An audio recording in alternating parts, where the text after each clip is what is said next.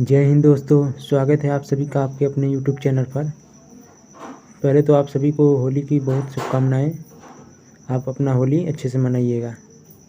चलिए आज बात करेंगे, देखिए दोस्तों, कारक के बारे में। कारक कारक की परिभाषा देखते हैं पहले हम। देखिए, संज्ञा अथवा सर्वनाम के जिस रूप से वाक्य के शब्दों के साथ उनके संबंध का बोध हो, मतलब संबंध का बोध हो, तो उसे हम लोग कारक कहते हैं। आइए हम देखते हैं कारक की इन डिटेल फॉर्म में। सभी क्वेश्चन इसी वीडियो से बनेंगे, इससे बाहर समझ लीजिए एक भी क्वेश्चन नहीं जाएगा। कारक से जितने भी प्रश्न पूछे जाते हैं, सभी डाउट जो है इसी वीडियो में आपका क्लियर हो जाएगा। किसी भी वीडियो को आपको देखने की आवश्यकता नहीं होगी। चलिए इन डिटेल हम देखते हैं। आप सभी यूपी पुलिस और SCGD किसी भी एग्ज़ाम की तैयारी, यूपी PLSC की हो सके, हिंदी जिसमें पूछी जाती है, समझ लीजिए मोस्ट इम्पॉर्टेंट है। चलिए आगे देखते हैं। तो देखिए दोस्तों, अर्थात इसका और एक परिभाषा, वाक्य में प्रयुक्त होने आपस में संबद्ध होते हैं, उन्हें अर्थ में संबंध सार्थकता बताने का कार्य जो करते हैं उसे कारक कहते हैं। समझ में, मतलब कि वही जो संबंध बताता है, जिसे एग्जाम्पल के लिए देख लेंगे पहले। संज्ञा अथवा सर्वनाम के जिस रूप के संज्ञा अथवा सर्वनाम का संबंध वाक्य एक दूसरे को साथ विशेषतः क्रिया के साथ या तो हो सकते हैं, तो उसे कारक कहते हैं। जिसे एग्जाम्पल के देखते हैं। राजन, देखिए यहाँ पर राजन शैली देखता है, राजन शैली को देखता है, तो यहाँ पर को जो है यहाँ पर कारक का प्रयोग किया गया है। यहाँ पर को जो है, इसी प्रकार से और एग्जाम्पल देखते हैं। देखिए इस एग्जाम्पल में सलमान भीड़ से अलग हो गया। इस प्रकार से यहाँ पर से जो है कारक का प्रयोग हुआ है। आगे देखेंगे, इसी प्रकार से ये भी एग्जाम्पल देख लेंगे। रश्मि ने प्यार से साजन को बुलाया, यहाँ पर से जो है कारक का प्रयोग हुआ है। आगे देखेंगे, देखिए उपयुक्त वाक्य में स्पष्ट रहा कि बिना कारक चिन्ह का उपयोग अर्थ स्पष्ट नहीं होता है। आप क्वेश्चन देखेंगे वाक्य में कि अगर कारक नहीं प्रयोग होता है तो स्पष्ट वाक्य नहीं हो रहा है, मतलब स्पष्ट अर्थ कोई नहीं निकल रहा है, इसलिए कारक का प्रयोग किया जाता है। कारक चिन्ह का प्रयोग के साथ ही वाक्य के अर्थ स्पष्ट और उनके बीच के संबंध की सार्थकता का स्पष्टीकरण हो जाता है। मतलब अर्थ अच्छे से स्पष्ट हो जाता है, वही कहने का मतलब इसका है। चलिए आगे देखते हैं। देखिए, जब संज्ञा और सर्वनाम आगे ने को के लिए आदि विभक्तियां लगती है तो उनका रूप कारक कहलाता है। तभी वे वाक्य के अन्य शब्दों से संबंध रखने वाले पद बनाते हैं, और पद की अवस्था में ही वे वाक्य एक दूसरे को शब्दों में या उससे जुड़ाव रख पाते हैं। इस प्रकार देखते हैं। देखिए, कारक की विभक्तियाँ भी होती हैं, आप लोग जानते होंगे। कारक को सूचित करने के लिए संज्ञा अथवा सर्वनाम के साथ जो प्रत्यय लगाया जाता है उसे विभक्ति कहते हैं। मतलब जो प्रत्यय लास्ट में लगता है उसे हम लोग विभक्ति कहते हैं। आइए हम कारक के प्रकार के बारे में देखते हैं। पहले देखिए, पहले कर्ता कारक है। कर्ता कारक के बारे में आप लोग देखेंगे नीचे।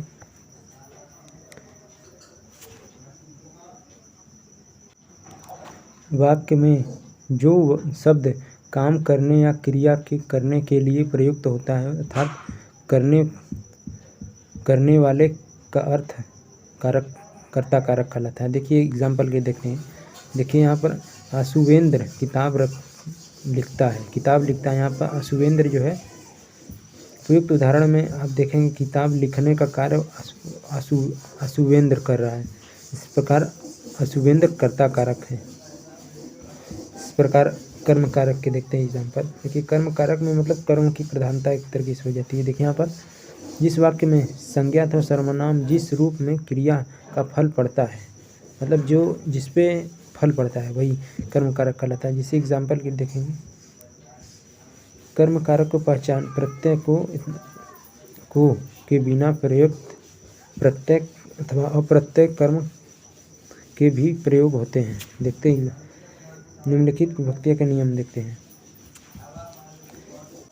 देखिए यहाँ पर इन शब्दों का प्रयोग होता है कर्म कारक में। कोसना, बुलाना, सुलाना, पुकारना, ये सभी जितना है क्रियाओं को कर्मों के साथ विभक्ति को का प्रयोग करते हैं। जैसे एग्जाम्पल, मैंने रश्मि को बुलाया है, यहाँ पर देखिए को का प्रयोग हुआ है, यहाँ पर कर्म कारक का प्रयोग हुआ है। कैसे, यहाँ पर देखिए जो है कर्म पर फल पड़ रहा है। यहाँ पर देखिए रश्मि को बुलाया, यहाँ पर रश्मि किसको बुलाया, रश्मि को, या क्या और किसी का प्रश्न करके पता कर सकते हैं कि इसमें कर्म कारक है कि नहीं।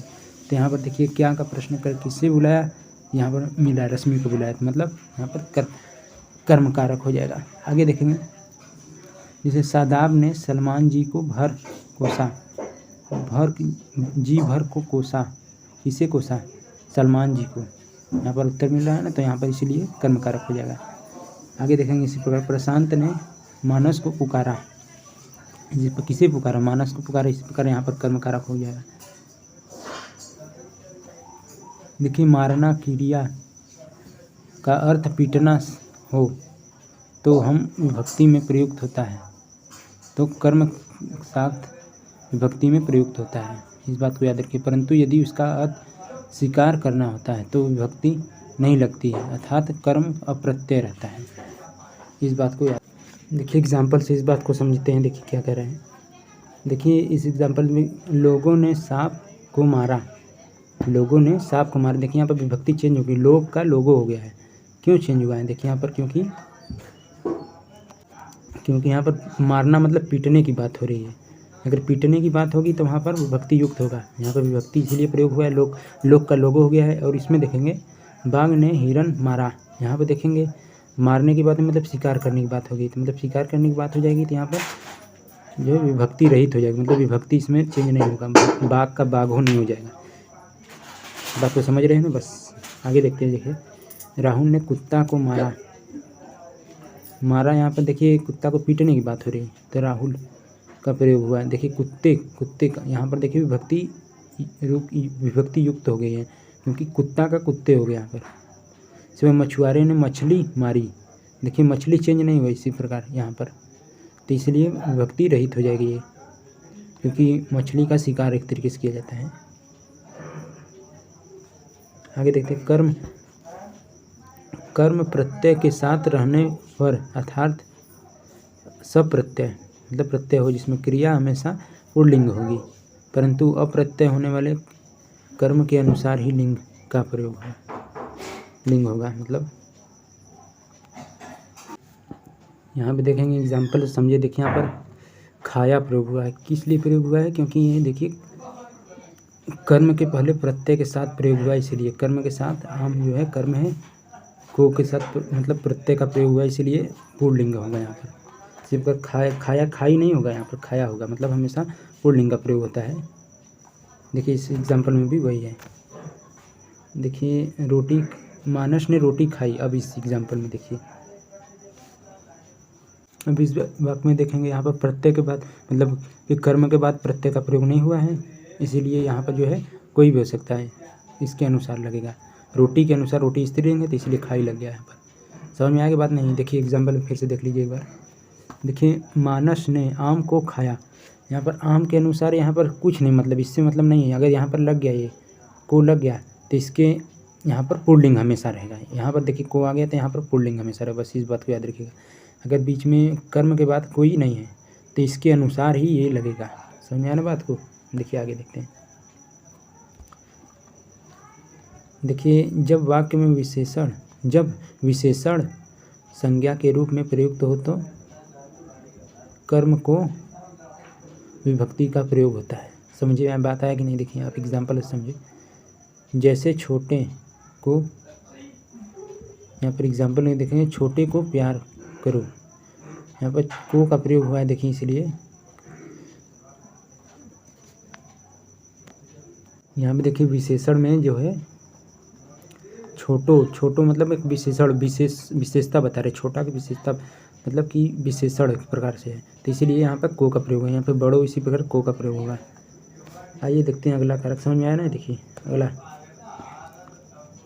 अगला देखिए करण कारक के बारे में देखते हैं। जैसे यहाँ पर सहायता या साधन की बात हो, मतलब किसी प्रकार के साधन से कार्य किया जाए उसे करण कारक के अंतर्गत आते हैं। इस बात को बस याद रखिएगा।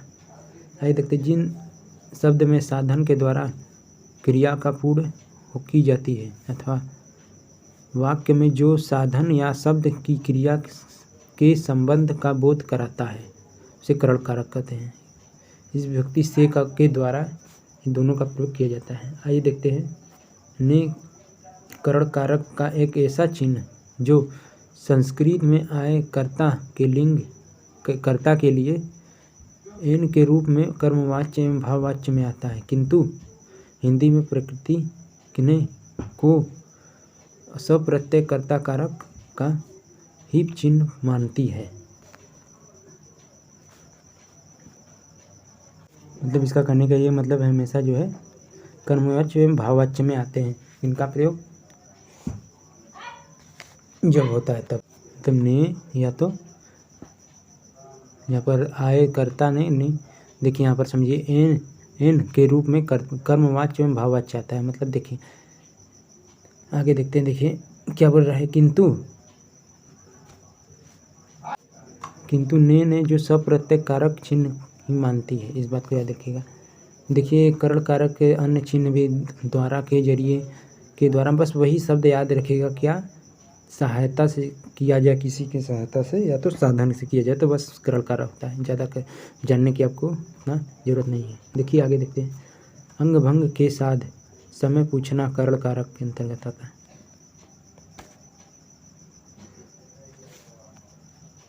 ये सभी अपवाद के अंतर्गत आते हैं, इस बात को याद रखिएगा।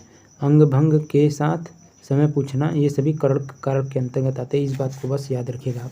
ये जो इतना दिया गया है इस बात को याद रखिएगा, ये अपवाद है। जहाँ पर समय पूछा जाए या तो अंग भंग ये शब्द आ जाए या क्या के साथ आ जाए, ये तीनों शब्द जो आ जाए तो करण कारक के अंतर्गत आता है। बस इतना बात को याद रखिएगा। और क्या है, और साधन का प्रयोग होना चाहिए या तो यहाँ पर सहायता किसी से मान। देखते हैं आगे देखते हैं। सब एग्जाम्पल से कंफ्यूज दूर हो जाएगा। देखेंगे पहले आगे। जताने वाले अवयव के कारण साधनात्मक योग बताने वाले के द्वारा की तरह के कारण चिन्ह है। देखिए जिस प्रकार से करण कारक का प्रयोग होता है उसी प्रकार से इसका भी प्रयोग के करण कारक चिन्ह भी हो सकता है। देखिए कोई जरूरी नहीं कि के द्वारा ही लगे रहे, बस अर्थ उसका समझ में आना चाहिए। करण कारक का अर्थ साधन होता है। साधन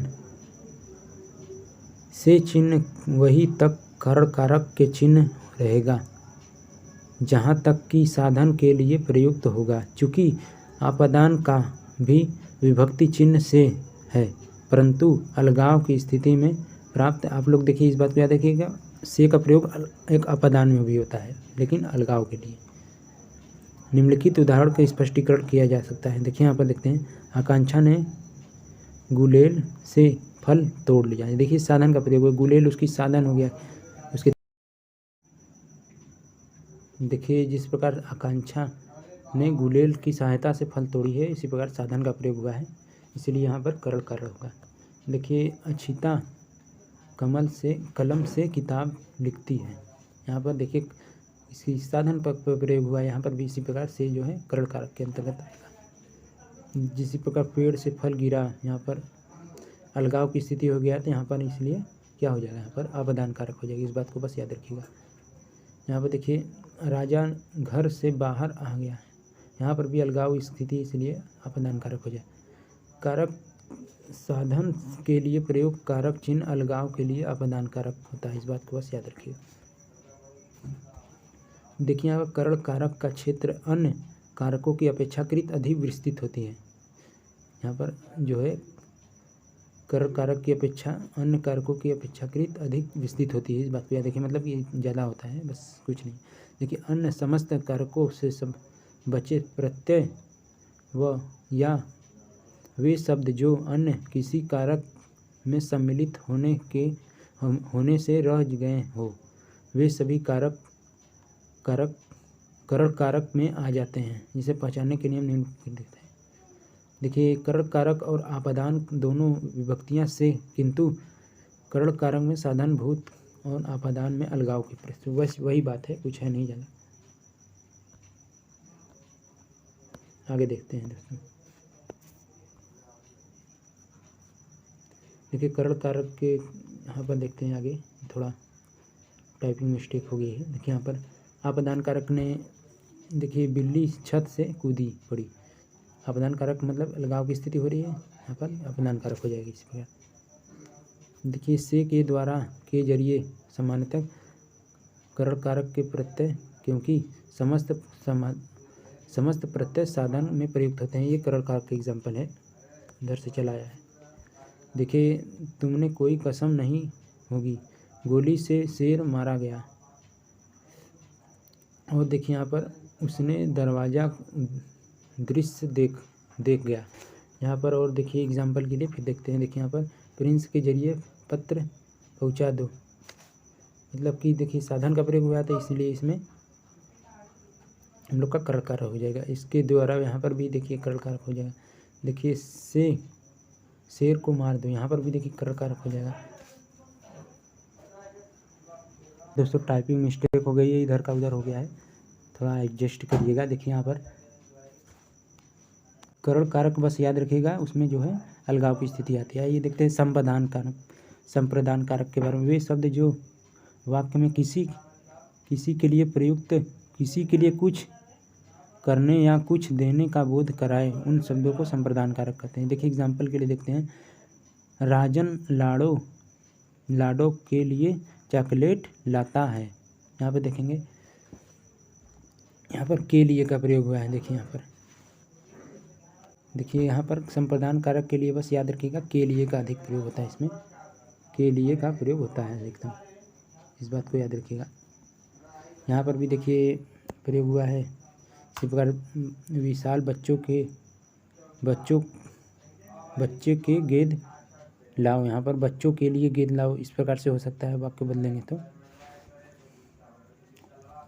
देखिए कुछ समानता नियम जान लेते हैं। देखिए यहाँ पर कर्म और संप्रदान की का विभक्ति प्रत्यय को एक ही है, लेकिन दोनों के अर्थ में अंतर है। यहाँ पर अंतर होता है, इन बात को याद रखिए। आप लोग को पता ही होगा संप्रदान और कर्म कारक में विभक्ति को दोनों का प्रयोग हो सकता है।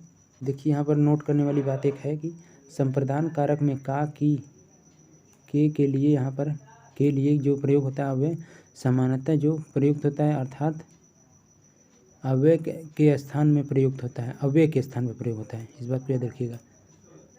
इसका अर्थ प्रयुक्त होता है, परंतु कर्म में को के लिए का अर्थ कोई संबंध नहीं होता है, इस बात को याद रखिए। इसमें संबंध बताता है, कर्म कारक में संबंध नहीं बताता है।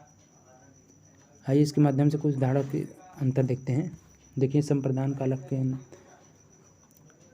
राजा भालू को मिठाई देता है, संप्रदान कारक कैसे है? देखिए एग्जाम्पल में से भालू को मिठाई, राज भालू को मिठाई देता है। यहाँ पर राज भालू के लिए मिठाई देता है, इस प्रकार से कह सकते हैं इसको।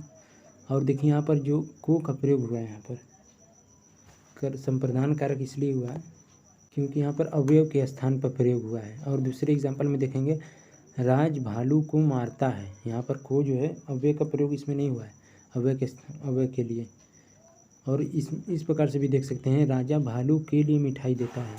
और एग्जाम्पल देखते हैं, जैसे माँ ने बच्चे को खेलते देखा, इस प्रकार से है। देखिए माँ ने बच्चे को खेलते देखा, माँ ने बच्चे को खिलौने खरीदे। यहाँ पर देखिए माँ ने बच्चों के लिए खिलौने खरीदे, इसीलिए संप्रदान कारक हो जाएगा। और दूसरे में माँ ने बच्चे को खेलते देखा, यहाँ पर देखिए हमारा कर्म कारक हो जाएगा, क्योंकि यहाँ पर देखिए के लिए का प्रयोग हो सकता है, बनाएंगे तो बन जाएगा। इस प्रकार से आप अंतर समझ सकते हैं दोनों में।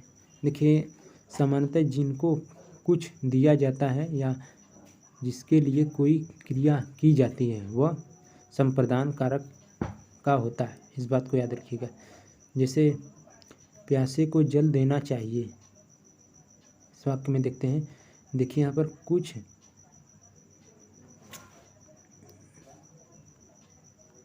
देने की बात हुई, यहाँ पर देखिए जल देना चाहिए, जल देने की बात हुई, या तो कोई क्रिया की जाती है, मतलब कोई क्रिया की जाती है तो यहाँ पर संप्रदान कारक के अंतर्गत आता है। यहाँ पर के लिए का प्रयोग जरूरी नहीं करना है। देखिए, प्यासों के लिए जल देना चाहिए, इस प्रकार से हम बना सकते हैं। किताब हमको ज्ञान देती है, किताब से हमें ज्ञान मिलता है, इस प्रकार से कह सकते हैं। तो ये भी देखिए यहाँ पर कोई कार्य कर रहा है, इसलिए यहाँ पर संप्रदान कारक हो जाएगा। आगे देखते हैं। के हित, के वास्ते, के निमित्त आदि प्रत्यय अव्यय संप्रदान कारक के प्रयुक्त होता है।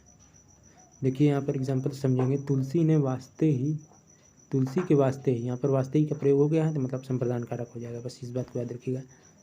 वास्ते ही, जैसे राम ने अवतार लिया। और दूसरे एग्जाम्पल में मेरे निमित्त ही ईश्वर की कोई कृपा नहीं। यहाँ पर के हित का प्रयोग हुआ है, इसलिए यहाँ पर संप्रदान कारक हो जाएगा। आगे देखेंगे।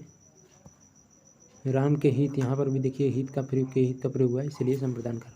देखिए, हम प्रदान कारक के बारे में आप तो बताए हैं कि बस अलगाव की स्थिति हो, संज्ञा सर्वनाम किसी वस्तु अलगाव या पृथक होने का भाव हो तो उसे प्रदान कारक कहते हैं।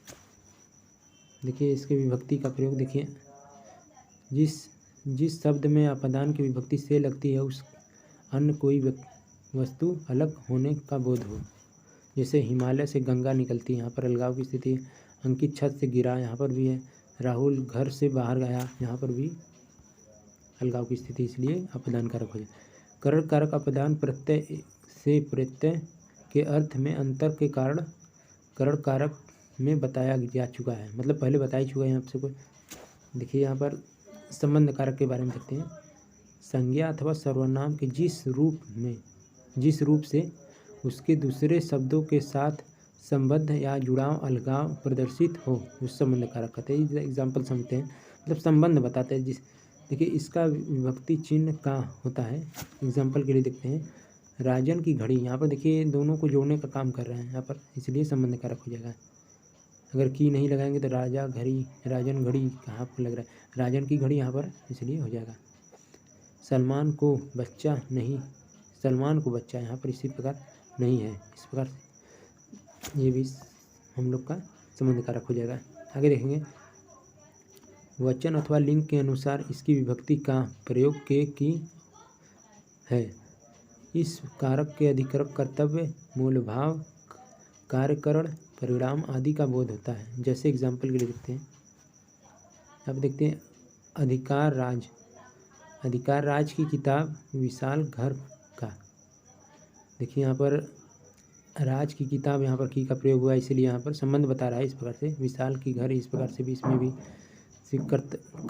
कर्तव्य, भारतेंदु के नाटक, यहाँ पर भारतेंदु के नाटक यहाँ पर जोड़ने का काम कर रहा है, इसलिए महात्मा गांधी की आत्मकथा, यहाँ पर की जोड़ने का काम कर रहा है, इसलिए हम लोग का संबंध कारक हो जाएगा। इसी प्रकार मूल भाव, 50 रुपये की ब्याज, यहाँ पर की का प्रयोग हुआ है। इसी प्रकार सभी एग्जाम्पल है, सरल है, कुछ है नहीं, मतलब संबंध बताता है। इस प्रकार विचार दृष्टि से ज़्यादातर विभक्ति की प्रयुक्त होने वाला प्रत्यय भी लगता है। जैसे एग्जाम्पल के लिए देखते हैं। कबीर वाली किताब, विशाल वाला घर, और देखिए वहाँ पर वाला का प्रयोग हुआ है ना, मतलब हम लोग का संबंध कारक हो जाएगा।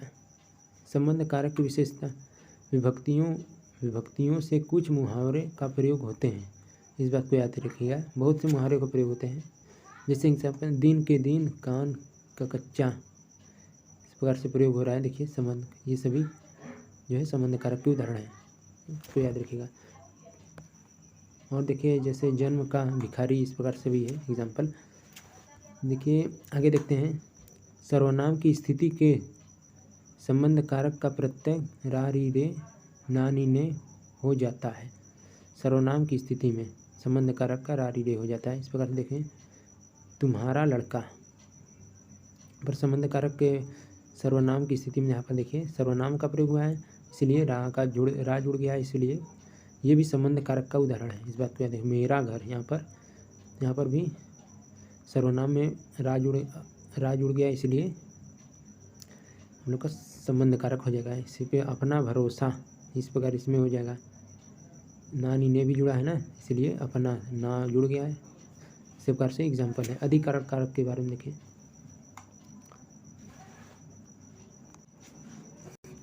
देखिए, संज्ञा अथवा सर्वनाम के जिस रूप से क्रिया के आधार का बोध या सूचित किया जाता है उसे अधिकरण कारक कहते हैं। एग्जाम्पल में देख लेंगे, जैसे मेज पर पुस्तक है, यहाँ पर अधिकरण कारक किसी प्रकार से देखेंगे। एग्जाम्पल में देखिए, यहाँ पर का में पर भीतर अधिकतम प्रयोग होता है इस वाक्य मतलब अधिकरण कारक में। एग्जाम्पल के मेज पर पुस्तक है, देखिए इसे एग्जाम्पल में कैसे पहचानेंगे। देखिए, पर का प्रयोग हुआ है, इस प्रकार से पहचान सकते हैं।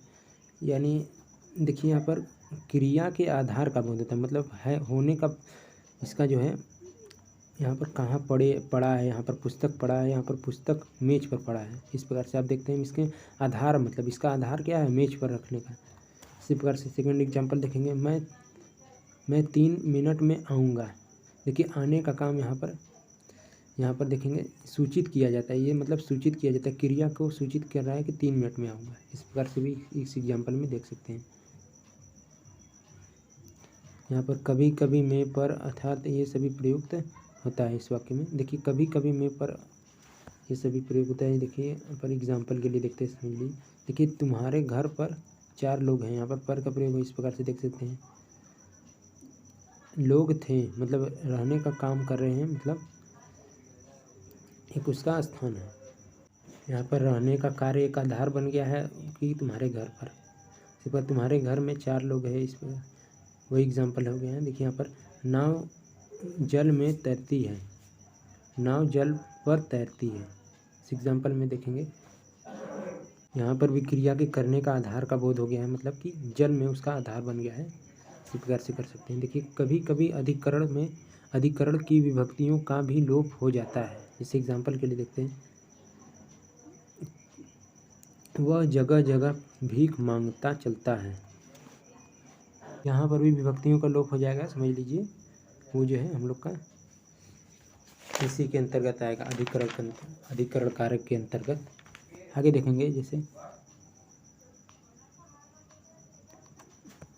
देखिए, यहाँ पर किनारे आसरे दिनों जैसे पद एवं स्वयं ही सब प्रत्यय अधिकरण कारक के हैं, और यहाँ वहाँ आदि पदों का अर्थ सब प्रत्यय अधिकरण कारक का है।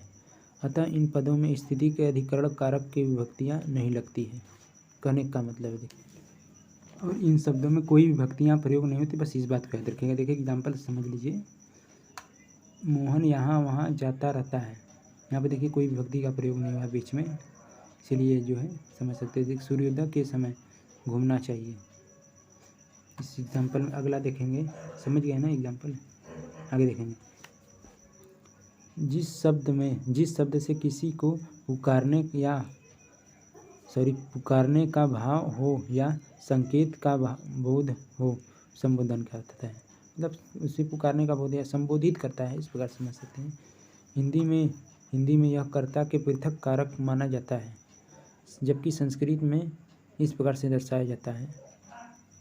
इसे कर्ता कारक अलग नहीं मानते, कर्ता कारक से अलग नहीं मानते, इस बात को याद रखेंगे। जैसे हे ईश्वर, मतलब ये संबोधित करके बोलेगा, मुझ पर कृपा कीजिए, अजी सुनते हो, इस प्रकार कर सकते हैं इसे। संबोधन कारक का कोई भी विभक्ति नहीं होता है, इस बात को याद रखिएगा, मोस्ट इम्पॉर्टेंट है। कोई विभक्ति नहीं होता है, पूछ सकता है यूपी पुलिस में, इसमें कोई विभक्ति का प्रयोग नहीं होता है। इसे हे, हरे, रे आदि शब्दों से प्रकट करते हैं। शब्द और पद, शब्द परिचय। आगे देखते हैं,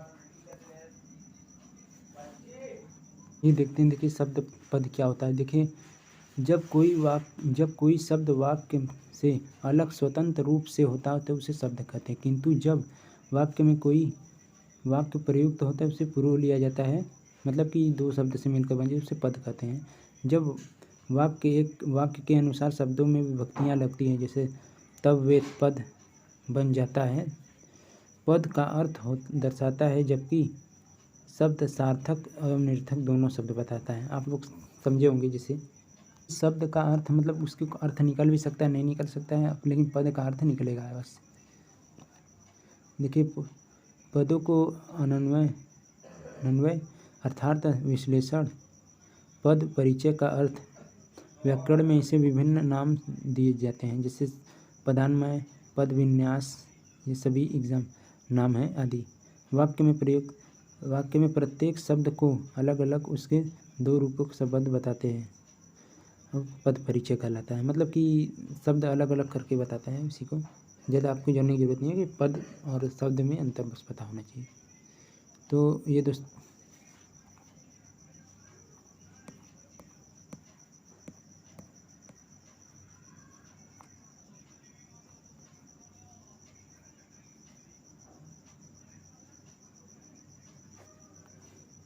ये दोस्तों लास्ट टॉपिक था।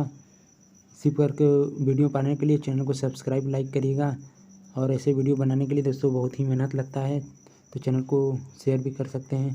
अगर पसंद आए तो कमेंट करके बताइएगा वीडियो कैसे लगे। मिलेंगे दोस्तों नए वीडियो में, तब तक के लिए जय हिंद जय भारत।